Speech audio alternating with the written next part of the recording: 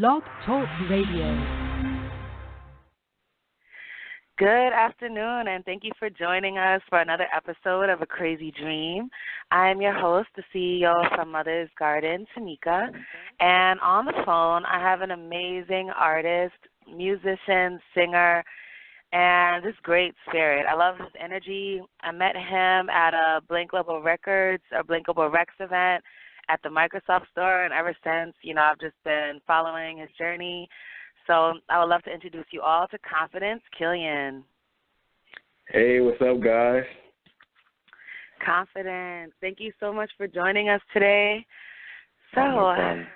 Yes, so when we met, I was really interested in you. For one, let's talk about your new song that's out, your new music video, Yes. because, I love the song. So could you tell us a little bit about Ricochet and that process of creating that song? Yes. Okay, so I have a new single called Ricochet on iTunes, Google Play, anywhere you can check it out, on SoundCloud. I'm in love with the record simply because it's that perfect fusion of, pop, electronic, and then R&B. You can't forget about the R&B. I started off with R&B, but I've always known that as an artist I didn't want to be boxed in. So when you listen to Ricochet, it just shows that basically I get to do whatever I want. And I feel like as an artist you should have that freedom to do that. And the fact that the song just talks about, hey, I'm not going to always be around, so if you want to keep playing games, I'm going to end up bouncing back from you. And after I do that, how you going to feel about it? So it's just kind of like that warning song to somebody. So if you're trying to send somebody a little message, you may want to play that in the car or send it to them real quick. And then they'll understand, look, we aren't always going to be gullible or sticking around someone who doesn't appreciate it. So it's just, simply that. I love it. So, going to that event, when I saw you all working together, I saw kind of the background or the working in the background of, what it is to have a team. So I would love to hear a little bit about how you brought, your talent together with these other artists to create that track, because I just love the way you work together. Yeah. Yeah, so the track was produced by actually 3 different people, but the foundation of it all was first produced by a young producer named Jupiter from Detroit. A lot of my material is produced by him. Really dope, very skilled. And he does all of this in the basement of his home. He just kills it. And we ended up getting some post-production done by Jonathan and Style. They're actually living in New York, and I met them actually a few months ago. We've had this song finished for a little while, and we jumped them on the track, and we basically just blended everyone's talent and skills. The song was written by Marcus Mim also. He's from Detroit, and most people who do music know him. He just really knows how to bring out that top 40 or just that radio-ready sound in an artist. And he knows how to also push you vocally in the studio, because you can be a really good singer, but a lot of times when you record in the studio, it can be a whole different experience. It's a technical skill. So I really appreciate him and just everyone that was involved in making this record what it is, man. Yeah.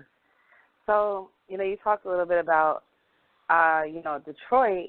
Could you tell us a little bit about where you grew up and, some of your earlier experiences and what got you into music?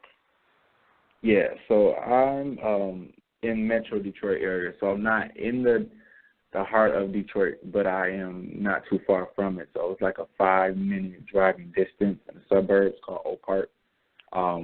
And, being in Detroit, you constantly are seeing, really great talented people and singers. So it wasn't hard for me to kind of jump on that, because as a toddler, I was always that kid that was kind of dancing and singing, even if I wasn't really saying words. So after I had my very first talent show at my elementary school in the 2nd grade, I sung actually a Luther Vandross song, believe it or not. And it wasn't even the popular one. It was a song that was on an album that nobody really knew. But I was a huge Luther Vandross fan. I had on the red hat, my pimp stripe suit, black with the white stripes, and my red shoes on. I thought I was something else. And after I had that very first performance, I got that raw reaction from the audience. I was just addicted ever since. So I've been singing ever since then, and I like to believe that Detroit has really inspired me as an artist, because Detroit, especially in the gospel industry, because I was raised in church, that's where I really started singing. Everyone sings with emotion, you know. So I try to put that into my music. Like, if it's not an emotional connection, then it's not ready yet. Nice. So I love that, because, you know, we hear a lot of people singing songs now, and I listen to it, and I'm like, when you heard that song or someone brought that to you, like, did you really like that song? Like, did you really believe those words? Yeah, you know? Mhm. No, and it's true. Yeah, like, you definitely got to be a connection. Yeah, no, it's true. And, like, when you perform, like, I can see, like, your energy, that you really feel it. Like, you really get in tune with the audience. Like, I love it. I think it's great. So, thank you. So you talked about, you know, your gospel roots. So, you know, like right now you're doing, you know, like the R&B, or kind of like, I would say it's like R&B soul. It's kind of funky. You know, Do you see yourself going into different genres, or like, what do you see yourself doing as an artist? Well, as an artist right now, because I have that gospel roots, a lot of songs that I sing are kind of really, I wouldn't even say just strictly R&B, because even though my approach to it may have that R&B soul, if you really listen to the track, a lot of times it's really like R&B, pop, electronic. Like, I'm in love with electronic music. So I listen to a lot of like indie electronic artists like Neil, and you got Gallant, who electronic mixed with R&B, and then I even listen to like EDM, Flume, you know, all these different type of artists, but I blend it all together. So me with having my gospel background, I think I just bring a different approach to it, just a little bit more so. But when I sing it live, you definitely know it's R&B so approach. So I don't know, I just like to have fun with my music, and whoever connects to it just connects with it. And unfortunately in the industry you have to put a genre on something, you know, but I just like to just be free with my music and whatever I feel and just want to put out, and however I'm feeling at that moment or whatever I connect with, that's what I record to. Okay, so you're just gonna let it flow, just let it be natural. Yeah, why not? You know, we need to have more natural music, or just artists, because, you know, we got so much going on nowadays. We just need to hear something real and connect with something nowadays, just to get us through the day sometimes. No, I love it. Like, don't let anybody box you in, you know? Yeah. That makes sense. So I'm just thinking about, you know, like you talked about some of your, you know, you talked about Luther Vandross. Before we got on the call, I actually sat and I was thinking, like, who are my favorite artists? I was thinking, like, Luther was one of them, yeah. Hey. Then I was like, you know, like Phyllis Hyman, Nina Simone, like those are some of my, you know, Whitney Houston. Yeah, so, like, who are some of your, like you said Luther, but, like, who are some of your favorite artists, or some of the people who you've, like, really, you know, listened to throughout the years? Okay, so in the beginning, I'm going to be real. I was raised by an older household. So with being raised in an older household, I listened to more of the Motown. Like, Stevie Wonder was a huge favorite of mine. And also, actually, Smokey Norfolk. He was like my first gospel artist that I really kind of loved and studied. The first song I sang up here was I Need You Now. So I was hooked ever since then. I was singing everywhere. And then also just a little bit more current, more like Usher. Like, I was that kid that would literally listen to old school music. And anything that was more current is not to on the regular, you know. So I had to learn how to, okay, you're not 60 or 50 or 40 years old. You want to be an artist. You better, you know, broaden your music a little bit more. So I appreciate almost anything I just connect to now. I listen to anything from country to rock and roll to electronic, R&B, pop, all of that, even hip-hop. Back then, I didn't even listen to hip-hop. Like, you can ask me about any hip-hop song, I would not be able to tell you nothing. So it was an adjustment. But I love it now. That's all I listen to. So. Yeah, it's so funny because I've had people get upset at me because I don't know all the words to the Biggie songs, and I'm originally from Brooklyn. And I'm like, I'm sorry, I was listening to like Ace of Base and like, you know, I was in there like, I saw the sign, you know. My friends were like, you're a white girl. I'm like, look, I like this stuff, you know, and I like that. It's like we need to embrace what really speaks to us, regardless of the genre. Yeah. Like if it speaks to you, listen to it, enjoy it. Yeah. Exactly. Shoot, as long as you can groove to it, you can two-step to it. That's all. You ain't got to know all the words. Just two-step to it and vibe out. It's all good. Exactly. I love it. Okay, so what would you say to somebody, you know, right now who, let's say, like, they feel like I want to go into rock music or I want to go into country or whatever genre, but, you know, I don't know how I'll fit in there. Like, what would you say to that person who's struggling to find out where they fit or where they belong, you know, in the music world? I think, honestly, the best thing is to really study that genre and also make sure that, okay, as I'm studying these different artists that I'm listening to, well, how can I incorporate my own personal approach to this genre? Because you don't want to come up as a copycat. Also, you don't want people to say, oh, you sound exactly like so-and-so, you know. Like, you're going to have moments where, of course, you're influenced by artists, so you'll hear certain textures in your voice that sound like someone else, which is fine. But as you're studying, make sure that you're not trying to be a complete copycat. And just try to figure out, okay, so I like this particular sound. Instantly, I'm connected to this type of sound, whatever this artist is doing right now. I want to do something similar, or how can I make this more me and fit me? Just start off with that. You have to study, though. You have to constantly keep listening to that genre consistently. And also, don't be afraid to jump outside of that genre and mix things together to create your own thing, you know? That's what I like to do. And I think that's what it becomes more refreshing because, like you said, it's fine. I mean, you can be that artist that sounds exactly like someone else, but is that a long-term career of yours? Because if you really want this to be long-term, you kind of have to bring something fresh and new, or at least authentic to you and not someone else. I love that. Yeah, what you just said is so true because it's like, are you here for the moment or are you here to create? Yeah, like, do you want to create something that lasts or do you want to come and go? Yeah. That microwave success. We don't want microwave. We want to put it in the oven, let it bake for a while. You know what I'm saying? Get that real good flavor to it. No, I know what you mean. I don't even have a microwave, so I understand. I love it. Okay. So, like, you know, at that first event at the Microsoft store where I heard you for the first time, you know, you shared some of, like, your high school experience, and I actually work with youth. So I'm always interested in people, like, talking to youth about, you know, some of the things they went through as teenagers. And what you spoke about really resonated with me because I definitely did not fit in. And, you know, I was just wondering, you know, what you have to say to youth who right now might be just, you know, struggling to figure out, you know, where they fit in or, you know, how they can cope with, you know, not fitting in. Like, what would you say to those youth who are listening? And even adults, because adults deal with this too, you know. What would you say to that person? I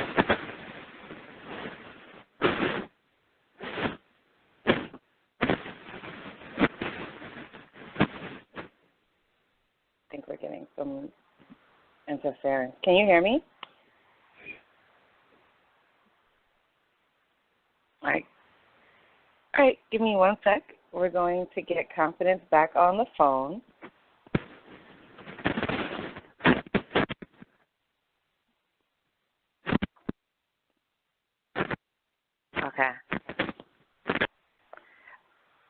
Okay, so every once in a while we do have some issues with service and things of that nature, but no worries. We're going to get him right back on the phone. But when I did meet him, he did share, you know, an experience I want him to share with those of you who are listening. And, you know, he talked about the fact that when he was in school that he did have some experiences where, you know, people tried to pick on him or bully him, you know, because of the way he was or the differences. And hold on 1 sec, he's calling right back in. Hey. Can you hear me? Yes, can you hear me?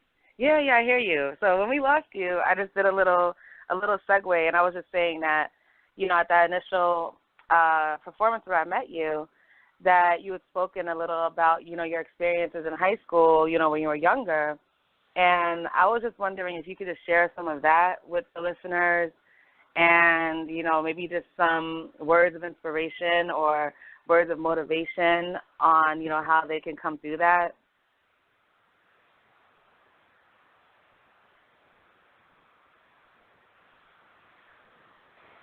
Okay.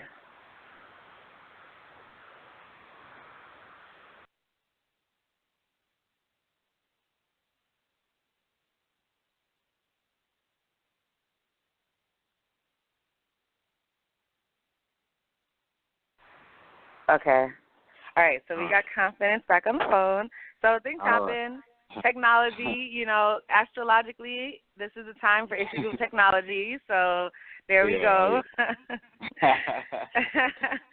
So before we disconnected, I was just saying that, you know, at that initial performance where I met you, that you were talking about your experiences in high school and some of the adversity that you had experienced. I was wondering if you could share some of that with us. Yeah. So a lot of times people will ask me, like, where I get the name Confidence, and they think it's a name that I just chose because, oh, you think it sounds cool. But it really came from the fact that going into high school as, like, the popular kid from middle school. It was a middle school down the street from my high school, so people knew me from there. But I went into school kind of just, like, energetic, and I was just kind of being myself. You know, I like to dress up, so I could dress up a lot at school and just real social, and there were upperclassmen that did not like that at all. It got to the point where I was afraid to go to school every day. I honestly could have been that kid that committed suicide that you hear all the time because I got bullied so much, and I didn't understand it. I'm like, but what did I do?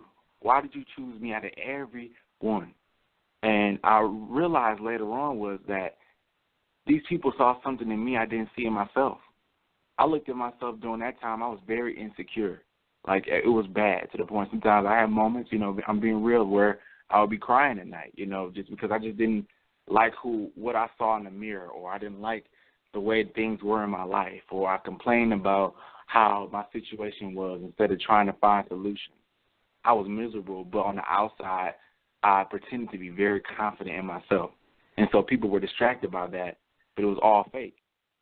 But it wasn't until I went through the excessive bullying that I actually realized that I am special and that there's something in me that I need to embrace, because there's no way that people are just going to choose you out of everyone else. And I look at it like this, okay, if you have people that are looking at you some type of way and are choosing you out of everybody they can choose, you are special, and you should embrace that because they're wasting their time, their energy, all on you. Why? Oh, because actually you are the junk. Like, you should embrace that. You should have your chin up. You're like, you know what? You chose me, so I'm special. Like, that's what's up.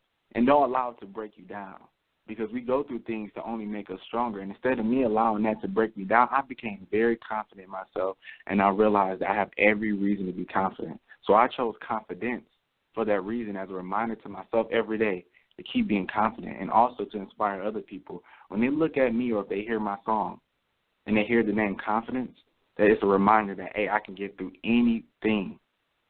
So that's why I chose that name. And I know it's hard, but things, when you go through hard times in your life, it does not last always. We have to keep reminding yourself that. We're going through this because we're being trained. We're being trained to be this, I always say, this Olympic runner to get that gold medal. But in order to get that gold medal, you will have to fall. You will have to scrape your knee a few times. You will have to bleed sometimes. You will have to go through pain. But it's all worth it at the very end. Wow. So, like, you know, just hearing you talk, like, that really resonates with me because I went through a lot in high school. And I think it's so true. Like what you just said, if people look at you and they have no idea what you're going through, or people pick on you, or they say harsh things to you, but it's like now you can use that. Yeah, like you can use that, you know. And it's like I'm realizing, too, like when I was in high school, I moved out of Brooklyn, actually, like right before I went into high school. And we moved into an area that was predominantly white. And I was picked on, I was bullied, and I was like, I thought something was really wrong with me. And it's only, and so like what you were saying, like I really thought something was wrong with me. And it's only when I started researching and learning about myself where I was like, hold up, there was no problem with me. And a lot of times, and when you look at it too, I've learned that, because I've had people in the past that tried to pull pocket knives on me, that threw Timberland boots. Thank God missed me, but threw things at me that hated me that much because they were insecure with themselves. A lot of times when people choose to put that negative energy on you, it's because they have issues within themselves and they're trying to put all of that misery onto somebody else because they don't want to be miserable by themselves. So, like, you know what, I got problems and issues. Let me just pick on you. And it be the ones that you think are so perfect, that you think that their lives are so great, that have the most issues. I'm telling you, because these people have opened up to me personally afterwards. And I could easily be that bitter person and be like, nah, I'm good, bro. You know, like, no, I actually listen. But I also am smart, too. I'm like, I don't forget. You know what I'm saying? So I'm wise when it comes to who I associate myself with, because after you do stuff like that, people are going to always remember. And I look at it like this. You don't want to burn bridges. And you don't want to cause animosity between people because you never know who you're going to meet. You never know. So just know that the ones that's always got something to say about you or always doing stuff to you or seem to be picking on you specifically is because they have issues. They are miserable, and they want to put that on you. So when they do that, just smile like, oh, I see what this is. You ain't fooling me. Okay. All right, I'm not going to let you break me. And then that's when they lose power. When they know that they can't break you down, they lost all power, and you have the power. And you can walk up and you can lean and you can smile and be like, look at me. I love it. So just thinking about this, because I know, like, you know, you're younger. So, you know, with you moving forward in your music career, you know, I'm always interested in hearing about people's dream or, like, the crazy dream that they have, you know, that bigger vision. So, you know, share what you're comfortable with, but what would you say your crazy dream would be? You know what? My crazy dream, it's funny, as a kid, I've always been very visual, and I dreamed all the time and still do.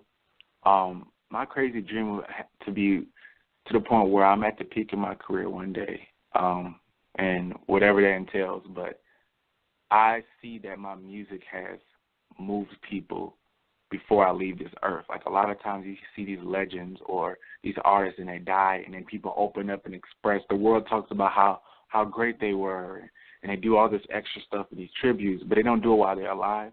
I would love to see the impact that I have with my music, because I don't want my music just to be something that's good to listen to. I want it to actually make a difference in people's lives, even if they don't realize it. Like what I do before I go into the studio and record, I pray. I say a short prayer, and every time I open my mouth to sing or speak, I say, Lord, please bless this mic. Please bless me. I want you to sing through me. I don't want to be of myself, because this is bigger than me.